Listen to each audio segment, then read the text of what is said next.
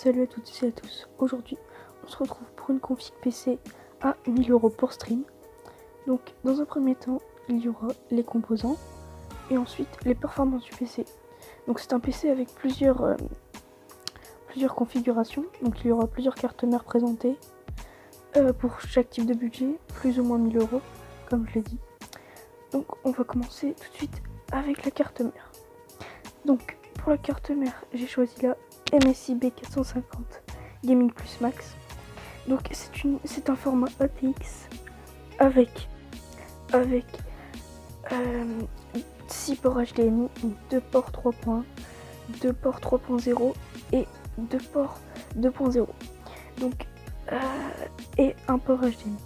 Donc j'ai choisi cette carte mère. La carte elle coûte à peu près 100€ et elle est assez bien. Elle peut accueillir donc des processeurs AMD et de première et deuxième et troisième génération. Ensuite, en ce qui concerne le processeur, donc j'ai choisi le AMD Ryzen 7 2700X. Donc c'est un processeur à 3,7 GHz qui peut être cadencé jusqu'à 4,2 ou 3 GHz, je ne sais plus vraiment. Il est accompagné d'un ventirad d'AMD qui fera largement l'affaire. Donc il a un petit peu de RGB, donc ça c'est plutôt cool pour ceux qui aiment le RGB. Et il a 8 cœurs et 16 threads. Donc c'est un processeur assez puissant qui ne coûte que 189€, donc assez cool pour son prix. Il fera tourner, il fera toutes les tâches que vous voulez sans aucun problème, sans lag, sans rien. Après on passe aux barrettes de RAM. Donc, c'est des Crucial Ballistics RGB White 3600 MHz. Donc il y a 2 x 8 Go. C'est RGB. Donc comme je l'ai dit 3600 MHz. Et pour un budget un meilleur budget, vous pouvez prendre des 2 x 16 Go. Mais ce sera cette fois-ci en 3200 MHz. C'est pour le budget un peu plus élevé. Ensuite, ce qui concerne la carte graphique. Donc c'est la GeForce RTX 2060 Super de chez MSI.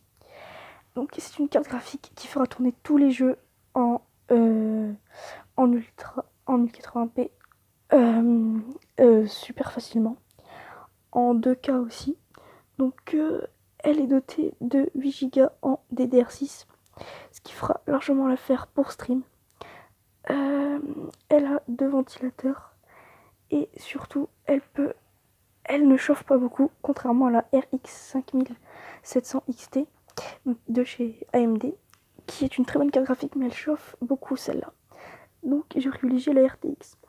Ensuite, si vous avez un budget un peu plus élevé, j'ai choisi la même carte graphique, donc la RTX 2060 Super, mais cette fois-ci avec 3 ventilateurs. Donc pour un meilleur refroidissement.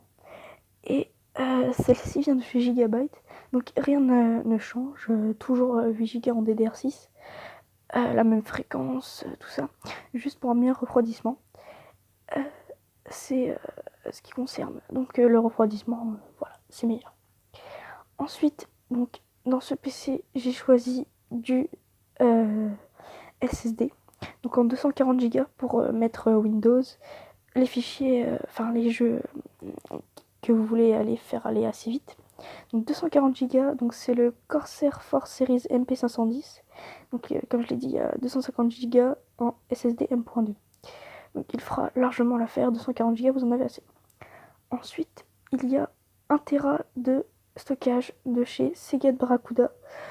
Enfin, de chez Seagate, donc le Barracuda. Il est super connu, c'est celui qu'on met le plus dans les configs. Ensuite, il y a le boîtier. Donc c'est un Aerocool RGB Bolt. Donc j'ai choisi ce boîtier parce que je trouve qu'il est assez stylé. Donc pour ceux qui aiment le RGB. Il a déjà un ventilateur intégré à l'arrière. Il y a donc c'est un format ATX. Bien sûr, si on a pris une carte mère ATX, il faut prendre un boîtier ATX. Il y a un bouton pour changer les RGB. Donc ça c'est plutôt cool si on veut changer les RGB. On peut mettre des on peut rajouter des ventilateurs en plus si l'on veut. Donc au-dessus, en dessous de la carte graphique si l'on veut. C'est un boîtier qui est un peu gros si vous avez quand même des petits bureaux. Donc ce que je privilégierais, c'est de prendre un boîtier ITX ou micro ATX. Mais ITX c'est un peu moins bien quand même. Mais ATX avec un boîtier, donc avec une carte mère ATX et les composants qui vont avec. Donc je pourrais faire une vidéo si ça vous intéresse. N'hésitez pas à me le dire dans les commentaires. Ensuite, pour alimenter ce PC, il faut forcément une alimentation. Donc j'ai choisi la Corsair VS650. Donc comme son nom l'indique, elle est de 650 watts. Elle fera largement l'affaire. Ou si vous avez opté pour les 32 Go de RAM et notre carte graphique, privilégiez quand même pour du 700 watts. On ne sait jamais. Ensuite, donc pour les performances graphiques. Donc sur Fortnite, la config peut faire tourner Fortnite en 120 à 140 fps. En stream, vous serez plus que 60 fps, donc ça c'est plutôt cool. Pour GTA, donc un jeu quand même assez conséquent, vous pourrez faire tourner à 100 fps sans problème, voire 120. En ultra bien sûr, en ultra, en 1080p.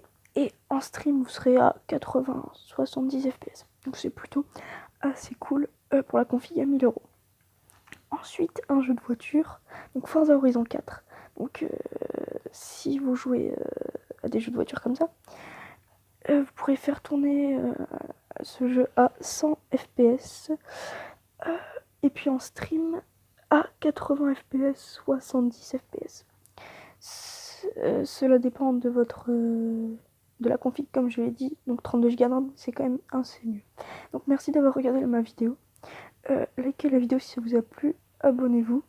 Et surtout, n'hésitez pas à me dire dans les commentaires si vous voulez que je refasse ce genre de vidéo avec les budgets que vous voulez. Voilà, c'est tout pour moi. Et bye bye.